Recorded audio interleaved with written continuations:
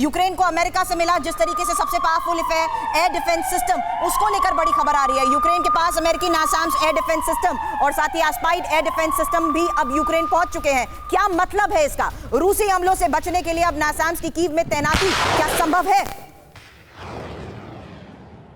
बिल्कुल, तो नासाम्स से लगातार यूक्रेन अपने आसमान की सुरक्षा कर रहा था, रूसी हवाई हमलों से अपने आप को बचा रहा था, लेकिन एस्पाइड से यूक्रेन को और कितनी कामयाबी मिलेगी? हाइमार्स, नासाम्स, एस्पाइड, जैवलिन, ये वो हथियार हैं जो लगातार अमेरिका या कहें पश्चिमी देश दे रहे हैं यूक्रेन को, जिससे यूक्रेन इस वॉर में पिछले 8 महीनों से टिका हुआ है। आइए नासाम्स की डिलीवरी से जुड़ी डिटेल पर आपको बताते हैं, कुछ आपके सामने यहां पर जानकारियां रखते हैं। यह है वो एयर डिफेंस सिस्टम नासाम्स, जो किसी भी ऐसा ऑब्जेक्ट जो हवा से यूक्रेन की तरफ आ रहा हो, कोई एयरक्राफ्ट, कोई ड्रोन, उसको डिटेक्ट करके उसको मारने के लिए advance surface to air missile system है नासाम्स। कृषि से हर दिन, हर महीने, हर साल, इतना ही नहीं आपके रिटायरमेंट के लिए भी पैसे कमाना है? फिर देरी किस बात की? फ्रीडम ऐप को अब भी डाउनलोड कीजिए। अमेरिका के सबसे प्रभावी मिसाइल सिस्टम में शुमार है ये। फिलहाल 2 मिसाइल सिस्टम्स की डिलीवरी यूक्रेन को हो रही है। कुल 8 नासाम्स यूक्रेन को अमेरिका देगा। यूक्रेन को एस्पाइड एयर डिफेंस सिस्टम भी मिला हुआ है और यूक्रेन का दावा है कि रूस की 80% मिसाइलें इन एयर डिफेंस सिस्टम से खत्म कर दी गई हैं। Group captain DK Pandey sir, मैं आपके पास ही आऊंगा। सर, मुझे ये बताइए, क्या ये माने कि अगर ये हथियार यूक्रेन के पास नहीं होते, चाहे वो जैवलिन हो, एंटी टैंक मिसाइल, चाहे एयर डिफेंस सिस्टम जिनकी हम बात कर रहे हैं, या दूसरे जो हथियार मिल रहे हैं, तो यूक्रेन तो कहीं नहीं टिकता, ये सब जानते हैं।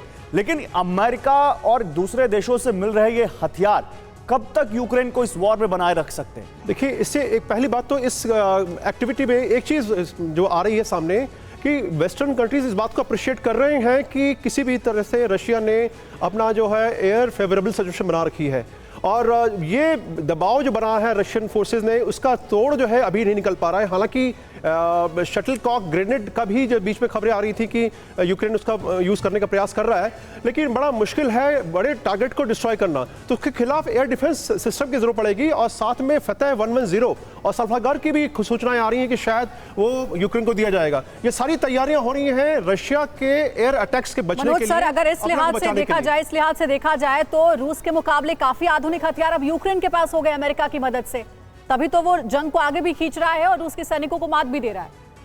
आपने बिल्कुल सही कहा, यूक्रेन जो है एक वेपन सिस्टम टेस्टिंग ग्राउंड भी है।